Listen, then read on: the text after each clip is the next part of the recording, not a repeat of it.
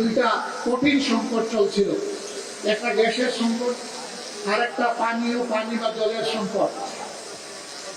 এই দুইটাই কিভাবে সমাধান করা যায়, সরকারের সংশ্লিষ্ট সকল দপ্তরে ঊর্ধ্বতন কর্মকর্তাদেরকে নিয়ে আমরা দফায় দফায় বসেছি, তারা কাজ শুরু করেছেন।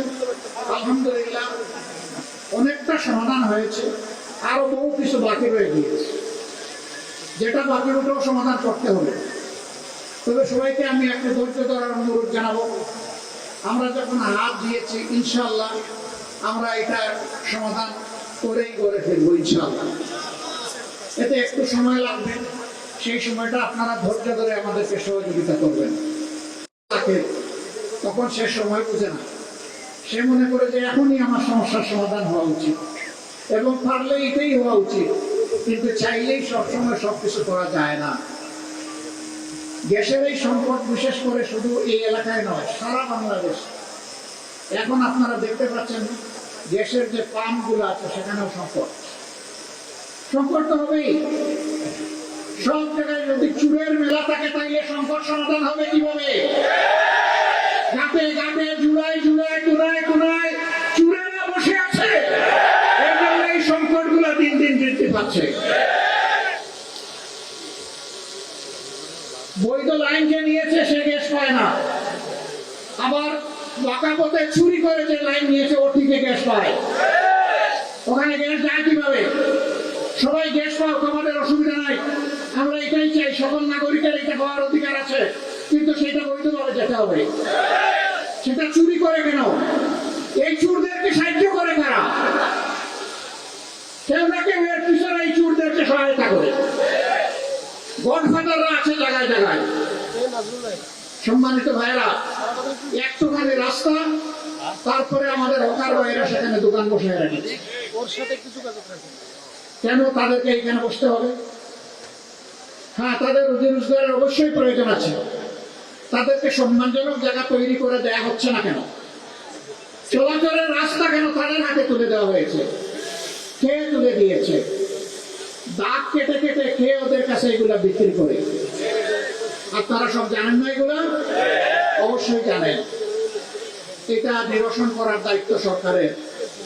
আপনাদের হয়ে সংসদের ভিতরে আমরা চিৎকার দিয়ে কথা বলেছি, যেগুলার আমরা সমাধান চাই।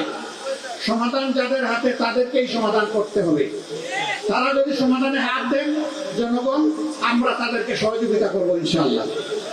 কিন্তু হাত যদি না দেন, এই বোঝা যদি আরো ভারী হয়, তাহলে একসময় বোঝা গিয়ে তাদের গাড়ে পড়বে ইনশাআল্লাহ। সম্মানিত ভাইরা, আজকের সাবজেক্ট এটি নয়।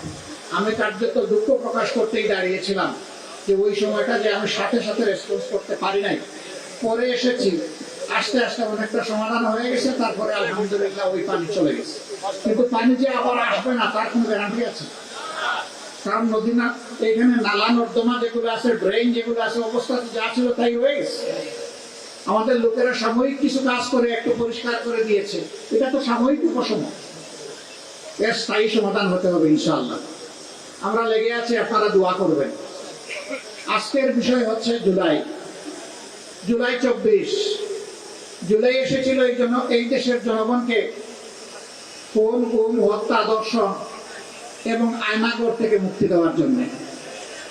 বহু রাজনীতিবিদ একসাথে জেলে ছিলাম। 24 সালের নির্বাচনের নামে যে প্রহসন হলো আমি আর দামি, সেই সময় আমরা জেলে, বিএনপির সিনিয়র নেতৃবৃন্দ আমরা একসাথে। নির্বাচন যখন হয়ে গেল, জানুয়ারির 7 তারিখ না 4 তারিখ ভুলে গেল, 7 তারিখ, এই নির্বাচনের পরে সবাই আমরা একসাথে বসলাম, আমার রুমেই বসলাম। কি করা যায়? অনেকের কণ্ঠে হতাশার সুর, কিছুই হবে না, ওরা 41 সালের কথা বলেছে, ওই পর্যন্ত মেরে কুটে ওরা থাকবে, আমাদেরকে দীর্ঘমেয়াদী পরিকল্পনা নিতে হবে। সবাই হতাশ। আমি বলেছিলাম লা তাকনাতু মির রাহমাতিল্লাহ, আল্লাহ তাআলার রহমত থেকে হতাশ হওয়ার কোনো কারণ নেই। আশাবাদী হোক, শক্তিশালী হোক, নেতারা জেগে থাকলে জনগণও জেগে থাকবে ইনশাআল্লাহ। আপনারা হতাশ হলে জনগণ ভয় পেয়ে ঘরে ঢুকে যাবে।